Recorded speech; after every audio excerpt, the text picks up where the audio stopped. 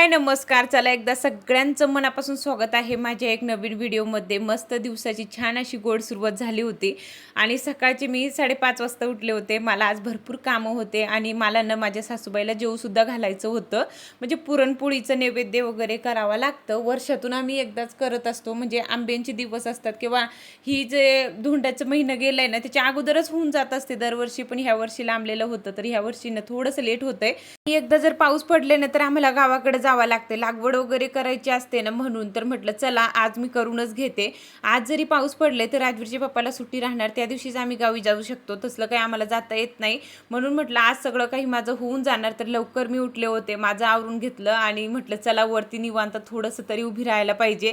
इतकं छान वातावरण झालं होतं ना, असं वाटत होतं की तिथंच बसून राहावं, पण तेवढं शक्य नव्हतं. घरातले सगळे कामं पडले होते आणि राजवीरच्या पप्पाला 10 वाजेपर्यंत जायचं असतं ऑफिसमध्ये, म्हणून ते बोलले की लवकर आवरलं तर बरं आहे, नाही तर मी चालले जाणार.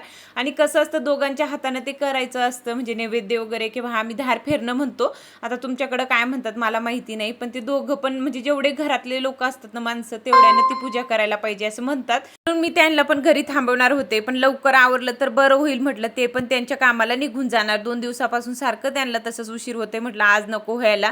ते लगेच खाली आले आणि म्हटलं चला अगोदर देवपूजा करून घेते. घरातले सगळे कामं तशीच होते बरं का, दोघं बापलेकांची अजून काही झोप झाली नव्हती म्हणून दुसरे कामं काही आवडता येत नाही, पण म्हटलं चला छान अशी देवांना आंघोळ घातली आणि देवपूजा सुद्धा करून घेतली.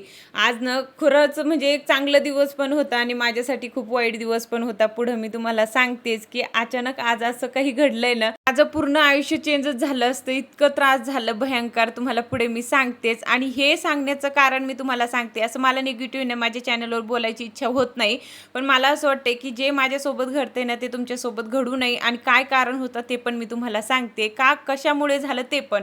आता सकाळचं ना मी सगळे कामं आवरून, माझं स्वतःचं आवरून, मला आज पुरणपोळीचं स्वयंपाक करायचं होतं आणि मी पटापट सगळे कामं आवरत होते, जशी नॉर्मली आपण आवरतो तसंच माझी रुटीन चालू होती सगळे. आणि सगळं स्वयंपाकसुद्धा मला इथे करायचं होतं आणि भरपूरपैकी मी स्वयंपाक वगैरे करून घेतलं, तोपर्यंत मी बरी होते. आणि अचानकच आहे ना मला खूप जास्त चक्कर यायला लागले, किंवा म्हणजे एक हात माझा उठतच नव्हता किंवा मला बोलता सुद्धा येत नव्हतं, माझ्या तोंडातून एक शब्द बाहेर पडत नव्हता. आणि अचानकच म्हणजे मी एकदमच म्हणजे चक्कर येऊन पडले. आणि असं का झालं हे मी पण विचारत होते आणि राजवीरचे पप्पा पण नॉर्मल आहे तरी पण असं का झालं. आणि मग अचानकच आम्हाला हॉस्पिटलमध्ये सुद्धा जावं लागलं, पण त्याच्या अगोदर हे काम माझे अगोदर झाले होते. म्हणजे स्वयंपाक केलं मी, सगळं पूजा माझी झाली, त्याच्यानंतर मला तसं काही घडलंय. आणि डॉक्टरांचं म्हणणं आहे की ते पॅरालिसिसचं म्हणजे असर आहे थोडंसं, ते होऊ शकतं. लवकरात लवकर तुम्ही चांगल्या हॉस्पिटलमध्ये दाखवा. म्हणजे जे काही माझी तिथे ट्रीटमेंट होती ना, तिथं आम्ही त्या मॅडमकडे गेलो होतो, तर ते बोलले की मी ही काही ट्रीटमेंट करत नाही, तुम्हाला दुसऱ्याकडून ते करून घ्यावं लागेल किंवा दुसऱ्या डॉक्टराला तुम्हाला दाखवावं लागेल. पण आम्ही तिथे पण गेलो, तो बंद होता. आणि अचानक म्हणजे तो थोडासा त्रास मला कमी झालं आणि आता म्हटलं संध्याकाळी जाऊया.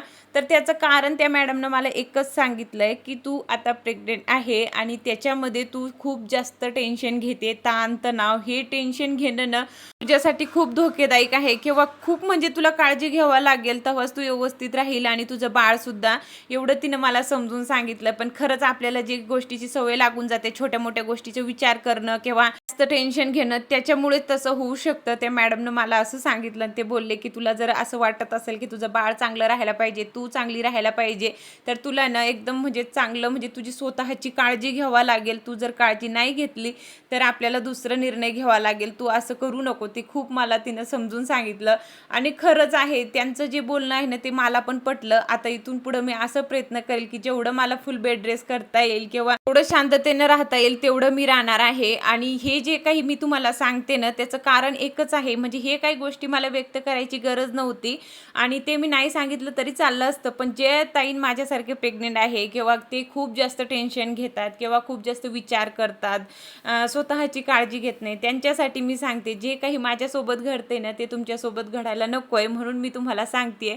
आणि खरंच आहे ना म्हणजे एक चुकीमुळं आपलं सगळं काही चेंज होऊ शकतं आणि आज आमच्यासोबत तसंच झालेलं. माझी अशी अवस्था झाली होती ना तर मी तुम्हाला व्यक्तसुद्धा करू शकत नाही. अचानक म्हणजे एक चांगलं माणूस म्हणजे एक चांगली बाई सकाळपासून कामं करते आणि अचानक त्याच्यासोबत असं काही घडतंय, तर विचार करायची गोष्ट आहे की म्हणजे मला काहीच त्रास होता, काहीच नाही, अचानक तसं घडतंय. त्याच आपलं कोणता दिवस शेवटचा असतो, कोणतं काय कधी काय होईल ते आपल्याला सांगता येत नाही. जे दिवस येते ते सुखानं जगायला पाहिजे. उगाच टेन्शन घेऊन काहीच फायदा नाहीये आणि काय आपल्याला काहीच माहिती नसतं पुढचं काय होणार. खरंच ना, आज सकाळी मी असं काही विचार केलं पण नव्हतं जे माझ्यासोबत घडलेलं. म्हणून मी तुम्हाला सांगते की जे दिवस येतोय ना तो आनंदीत जगून घ्यायला पाहिजे. नंतर पुढचं बघता येईल काय जे होईल ते. उगाच पहिलेच टेन्शन घेऊन असं आपल्या स्वतःच्या शरीराला त्रास करून घेणं हे पण चांगलं नाहीये. आणि आज मला ते काही समजलंय आणि खरंच मला राजूचे पप्पा पण खूप ओरडले की तुला इतकं टेन्शन कसलं येतंय. नाही केलं तू कोणतीही कामं तरी चालतात, तू घरचं फक्त जेवण बनवलं तरी चालतं, तू कशाला एवढं टेन्शन घेते आणि मला पण टेन्शन देतेय. म्हणजे कसं ते पण आपण जर बिमार पडलो किंवा आपल्याला काही झालं तर घरच्या माणसांचं कामामध्ये पण मन लागत नाही किंवा त्यांना सुद्धा घरी राहावं लागतं. आणि राजूचे पप्पा आज पण ऑफिसमध्ये गेले नाही, ते घरीच राहिले माझ्यामुळे हे सगळं घडलं म्हणून. तरी पण आम्हाला डॉक्टर भेटले नाही म्हणून आम्हाला आता परत संध्याकाळी जायचं आहे. आणि सकाळचं मी भरपूर काही काळजी घेतली होती बरं का, तसं काही नाही. पण ते कसं म्हणजे जे पूजा वगैरे करायची असते ना आपल्याला ते होईपर्यंत काही खायचं नसतं. म्हणजे आपण उपवासाचं जे चालतं ते खाऊ शकतो, पण असं म्हणजे जेवण वगैरे करू शकत नाही किंवा काही नाश्ता करू शकत नाही असं असतं. म्हणून मी काही खाल्लं नव्हतं, फक्त नारळ पाणी किंवा चहा वगैरे घेतलं होतं सकाळचं मी.